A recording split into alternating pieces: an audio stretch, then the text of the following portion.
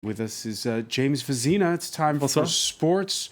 Who's perhaps going to tell us that sports and politics are mixing a little bit. Never a very good mix, is it? Euro 2020 qualifiers taking place tonight, no less than 7 games. Ukraine entertained Portugal. Fernando Santos' team, who got off to a quite difficult start, they're currently led by 5 points as they stand behind Ukraine, who are top of their group. England travelled to Bulgaria as they aim to remain at the top of Group A. This after a difficult game against Czech Republic last Friday. Tonight's game will be taking place amid some tension, with part of the stadium closed off following racist incidents in earlier games. Another game that won't be spared any tension is here in Paris, as France hosts Turkey. For more, let's cross straight over to Simon Harding, who's at the Stade de France. Simon, before we get into politics, let's stay with the sports. Both teams, they're going to be fighting for the top spot in their group tonight, but there are some important injuries on France's side. Absolutely, James. It's going to be a very difficult game for France, of course, against Turkey in this pivotal game in Group H, because, of course, we have Paul Pogba's missing, Hugo Lloris, the goalkeeper, is missing as well after injuring himself in the Premier League when Spurs played against Brighton. N'Golo Kante, who was meant to play against Iceland and against Turkey, also missing after he pulled out of the Iceland game on Friday. That match, France managed to win 1-0 in a very unconvincing way, an Olivier Giroud penalty, enough to give France the vital 3 points. And it is important because, of course, if the French win tonight, then it means that they will be almost certainly guaranteed to qualify for the finals of the Euro 2020 later on. Both teams are on 18 points, 6-1, 1 loss. That loss was against Turkey for France back in June, 2-0, when Ayhan and Under scored in the first half. It's only the second game that France have lost since becoming world champions. And just a word as well on the support, James. Officially, we were expecting 3,600 Turkey fans here at the Stade de France, but I can tell you quite clearly that it'll be closer to the tens of thousands of Turkish fans. At some points when we were walking around the stadium, it was actually hard to find French supporters amidst the mass of Turkey fans here. Now, plenty of fans, but as we said, Turkey versus France, that comes at quite an awkward time. There have been calls to cancel the game due to Turkey's involvement in Syria over the past days.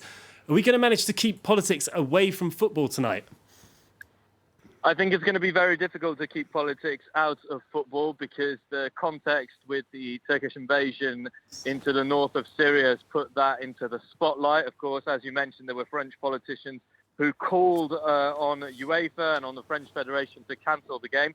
Unfortunately, they don't have the power to do that. UEFA are the only body who have the authority to cancel a football game, and they are actually already investigating the Turkish football team and the Turkish FA after the Turkey players celebrated their winning goal against Albania on Friday by doing a military salute.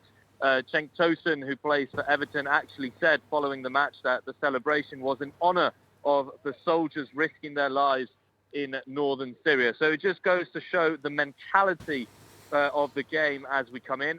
As I said, 3,600 official Turkey fans. It's going to be much closer to 30,000 fans. The police have been reinforced. There's over 1,000 policemen, over 1,000 groundsmen to make sure that there are no problems.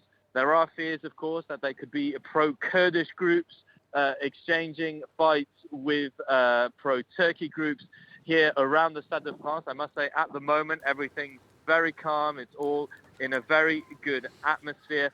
But of course, it remains to be seen how that progresses. And just one little thing to finish. Back in Turkey, when these two teams met, the Marseillaise was booed so loudly by Turkish fans that you couldn't hear it, even on television. So the French authorities and the French Football Federation have gone to many lengths to make sure that doesn't happen again. The Marseillaise tonight will be boosted on the speakers of the stadium, and I'm sure will be sang with gusto by French fans. All right, Simon, let's hope it goes as well as possible. Thanks for that. We'll be coming back to you just before the game with the kickoff set for 8:45. That's French time. Now, it's record after record in athletics after Eliud Kipchoge became the first person to run a marathon in under 2 hours on Saturday. Over in Chicago, Bridget Kosgei smashed the women's marathon world record. The 25-year-old Kenyan broke Paula Radcliffe's previous record that was set 16 years ago, back in 2003, beating it by 81 seconds, making a sign of the cross as she broke through the tape on the finishing line and completing the 42-kilometre race in just 2 hours, 14 minutes and 4 seconds. The runners-up, to give you an idea, came over 6 minutes behind her, and it doesn't sound like she's going to be slowing down anytime soon. Take a listen.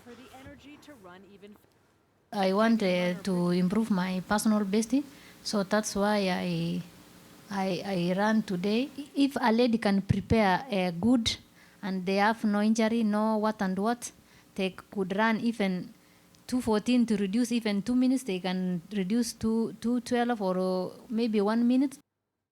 And all this, Francois, comes only 1 month after she smashed the record for the half marathon. That was back in September. Yeah, that's incredible. I still have my doubts about Kipchoge's quote-unquote record. Right, I mean... With pace setters and Pace the lasers and the... In this case, she was going by herself. She was By she was running herself. by herself. All, you know. No but contest there. Some fast, very fast legs indeed. All right.